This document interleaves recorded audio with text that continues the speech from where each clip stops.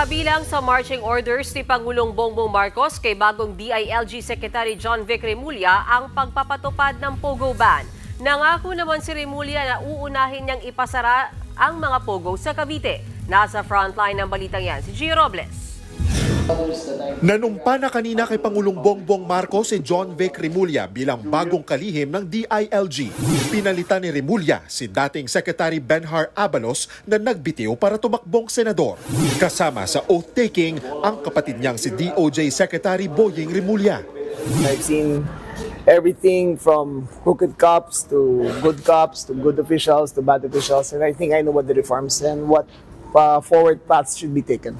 Ayon sa Pangulo, sapat na ang 3 dekadang karanasan ni Remulla sa local government para harapin ang mga hamon sa DILG. Ilan daw sa marching orders ni Pangulong Marcos kay Remulla: ayusin ang Philippine National Police, tiyakin ang seguridad sa eleksyon at pagtitiyak na mapatupad ang Pogo ban. Uunahin daw linisin ni Remulla ang Pogo sa Cavite. Kabilang na ang nasa dating Island Cove Resort sa Kawit, Cavite na pagmamay-ari noon ng pamilya Remulla. That will be the first one to be closed. I will start with my province and make sure that it is closed. I will visit each and every one personally and padlock the premises. Hindi rin daw dapat maging issue na 2 Remulla ang nasa gabinete. I think it is not a question of whether we are brothers, but whether we are competent enough for the job. But I think we bring to the table different skill sets. Bago manumpa kanina, binawi kahapon ni Remulla ang inihaing kandidatura para sa re-election bilang gobernador ng Cavite. Pumalit kay Remulla ngayon ang kanyang bise na si Athena Tolentino, pamangkin ni Senator Francis Tolentino. Siya ang unang babaeng gobernador ng probinsya. Nag-withdraw rin si Tolentino ng re-election bid sa pagkabise at hanggang matapos ang filing, hindi na siya naghain ng panibagong COC. At ang naghain naman ang kandidatura sa pagkagobernador ng Cavite, si Board Member Abeng Remulla, anak ni DOJ Secretary Boying Remulla. Well, I've been trained my whole life for this.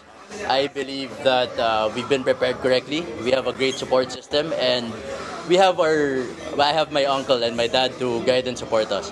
Running mate niya si Ram Revilla, anak ni re-electionist Senator Bong Revilla. Natanong ang batang Revilla kaugnay ng political dynasty. At the end of the day, it's the people who vote. Pang hindi po kami nagde-deliver sa mga tao, ba't pa rin nandito, di ba? Sa huling araw ng COC filing sa isa sa pinakamainit na political battleground sa bansa, mga Remulla at Revilla, mga pangalang tila parehong mangingibabaw pa rin dito sa Cavite o Etivac, ang second most vote-rich province sa bansa na may higit 3.1 million na botante. Nagbabalita mula sa Frontline, Gio Robles, News 5. Mga kapatid, may Los Baños po. Huwag magpahuli sa mga balita at impormasyon dapat ninyong malaman. Para sa mas malawak na balitaan at diskusyon, mag-follow at mag-subscribe sa social media pages ng News 5.